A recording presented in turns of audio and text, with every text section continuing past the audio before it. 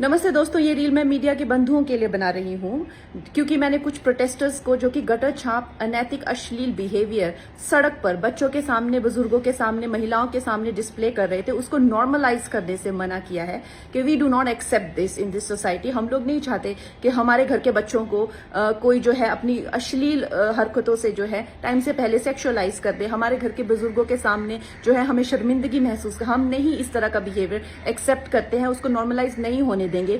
तो मीडिया जो है मेरे खिलाफ गैंगअप कर रही है और ये नहीं बताएगी कि जैसे स्काई रूट जैसे स्टार्टअप की मैंने कितनी बड़ाई की, हमारे देश के जेनजी जो हमें इतनी ऊंचाइयों पे लेके जा रहे हैं। नीट के छात्रों को मैंने खुद स्वयं जो है कितनी बधाई दी और ऐसे बच्चे जो कि अपने परिवार की जिम्मेदारियां उठा रहे हैं, हमारी टीम में भी ऐसे बच्चे हैं, हमारे घरों में रिश्तेदारी में भी जेनजी भाई बहन हैं जो कि हमारे बड़े काम संपन्न करते हैं। लेकिन कुछ चंद फॉलोअर्स के लिए और चंद कमेंट्स के लिए और कुछ लाइक्स के लिए ये मीडिया वाले इतने ज्यादा बिक चुके हैं।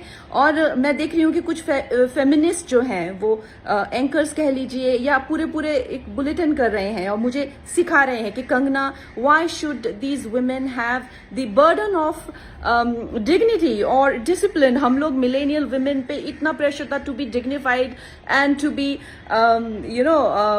Disciplined. Why do we have to give that burden to this generation? Excuse me, क्या आप अपनी बेटी को ऐसा सिखाएंगे?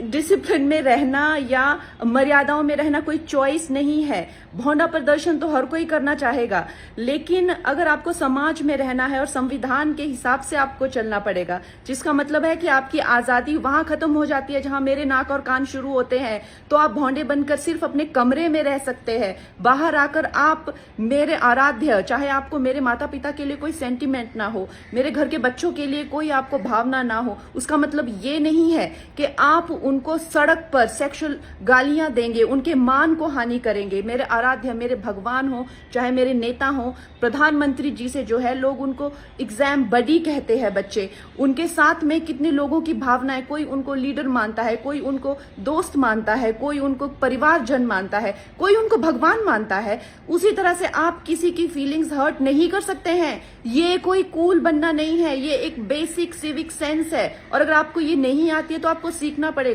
आप ये फेमिनाजी से प्रभावित मत होइए, अपनी जिंदगी बर्बाद मत करिए। इस भोंडेपन को सिर्फ और सिर्फ आप अपने कमरे में डिस्प्ले कर सकते हैं। बाहर जाके आपको मर्यादा में रहना पड़ेगा ना, या आप वर्क प्लेस से निकाल दिए जाओगे। आप कभी भी कोई संबंध, परिवार वाले भी आपको भोंडापन नहीं झेलेंगे, तो आपके सामने एक डेड एंड के सिवाय अंधकार वाली जिंदगी हो जाएगी। वैसे अगर देखा जाए तो साइंस भी कहती है कि ह्यूमन लाइफ का जो पर्पस है वो एवोल्यूशन है और शास्त्र भी कहते हैं कि आप पुरुषोत्तम जो सर्वश्रेष्ठ है पुरुषों में, उस एवोल्यूशन की तरफ जाइए। लेकिन ये फेमिनाजी आपको सिखा रही है कि आप एनिमलिस्टिक जाइए और आप अपने गले में ऐसा, मतलब आपके गले में पट्टा डाल रहे हैं कि आप एनिमल बनिए, आप एनिमल टेंडेंसीज जो है वो डिस्प्ले कीजिए और बिल्कुल आउट ऑफ कंट्रोल हो जाए, भोंडे हो जाए, ताकि आप जेल में पहुंचे। आपको डिसाइड करना है कि आपको कौन अच्छे से गाइड कर रहा है और कौन आपको सही दिशा बता रहा है। मैं यही कहूंगी जो मैंने अपने बड़ों से सीखा है और जिन्होंने मुझे गुरुओं ने जो मुझे ज्ञान दिया है वो यही है कि ये हमें जो जीवन मिला है वो इवॉल्व होने के लिए मिला है, रिग्रेस होने के लिए नहीं मिला है एनिमलिस्टिक टेंडेंसीज में। सो आप प्लीज इवॉल्व होइए और सबको गुरु पूर्णिमा की बहुत शुभकामनाएं।